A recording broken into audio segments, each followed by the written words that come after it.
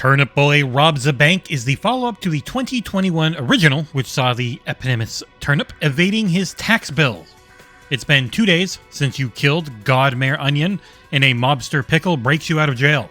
A garlic named Stinky owns a bank, and in this weird future of food people, you'll slash, shoot, trip, and quest your way for 4 to 6 hours of roguelike mayhem. Turnip Boy Robs a Bank is hilarious, looks pretty darn good, sounds incredible, and plays damned well. There are some late game difficulty spikes that soured it a bit for me, though accessibility options mean that for the first time in probably human history, everyone will want to take a bite out of this turnip. And oh yeah, it's releasing into Game Pass on day one. Here is the XboxEra review for Turnip Boy Robs a Bank.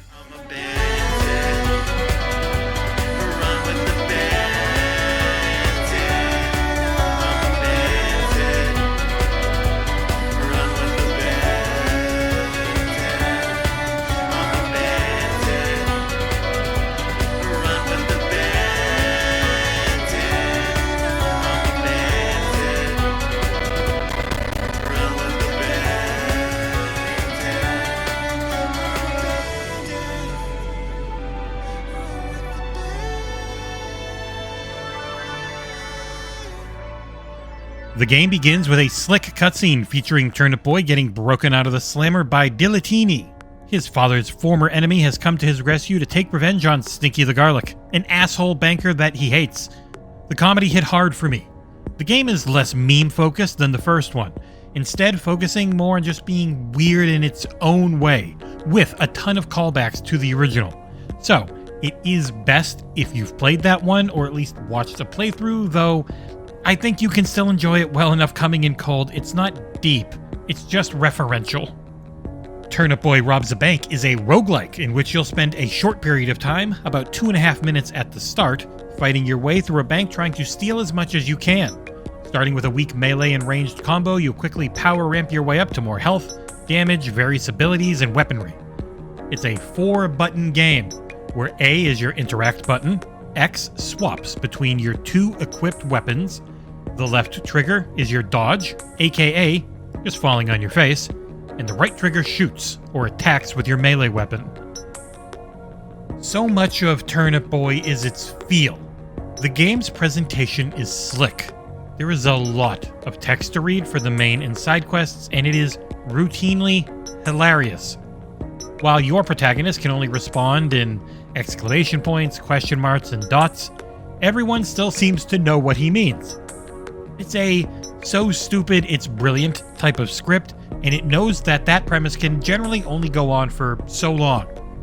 Much like the first game, Turnip Boy Robs a Bank is a shorter experience, with credits rolling for me after roughly 5 hours or so. I did go around and try to do as much side content as I could. These generally offer you a stupid hat to wear, like a rabid dog or a mailbox. This is a game I've enjoyed going back into and reloading my pre-final fight save to clean up everything I had missed. Its run-based nature is fast and frenetic, but it's manageable.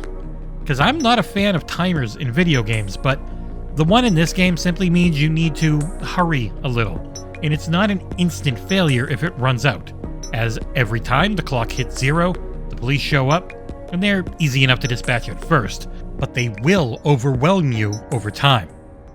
Turnip Boy has several hearts that lose health at 25% intervals depending on the attack that hits them. The default difficulty can be pretty damn tough, and you'll need to master the fall-on-your-face dodge to stay alive. The game does offer up a bevy of accessibility features, including an easier mode, a god mode, aka the Special Nick Special, auto-aim, and laser aiming assists, so that any and everyone should be able to beat it. The best part of the game, though, is its mix of sprite graphics and fantastic music. Graphically, the game is well animated, though it runs at a 4:3 aspect ratio with bars on the side of the screen. It didn't hurt the gameplay at all, though it was a little jarring with the game's default, ugly-looking sidebars.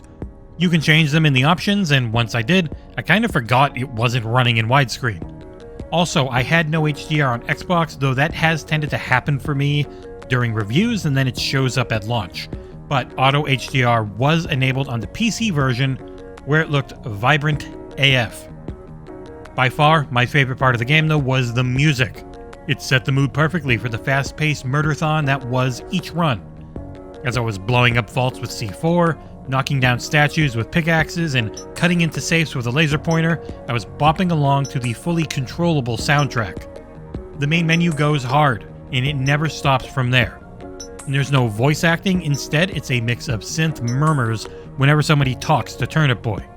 And that music elevates the entire experience as it just put me in a zone where the slight repetition of the tasks never really became boring over time. I also had zero bugs or issues with the game on console or PC. There were no crashes, glitches, or really anything. Though as always, your mileage may vary. Outside of some massive late-game difficulty spikes, my main issue is the lack of replayability, as once you cleared the map out, there didn't really seem to be much else to do, and I would have loved a New Game Plus mode of some sort. Still, at its $15 price, the 6 or so hours that you'll get is pretty reasonable. Wrapping things up, Turnip Boy Robs a Bank is a damned good time that is just as long as it needs to be. Whether you've played the first game or not, it is well worth checking out on Game Pass. Good looks, fun gameplay, and excellent music make it another solid addition to the platform.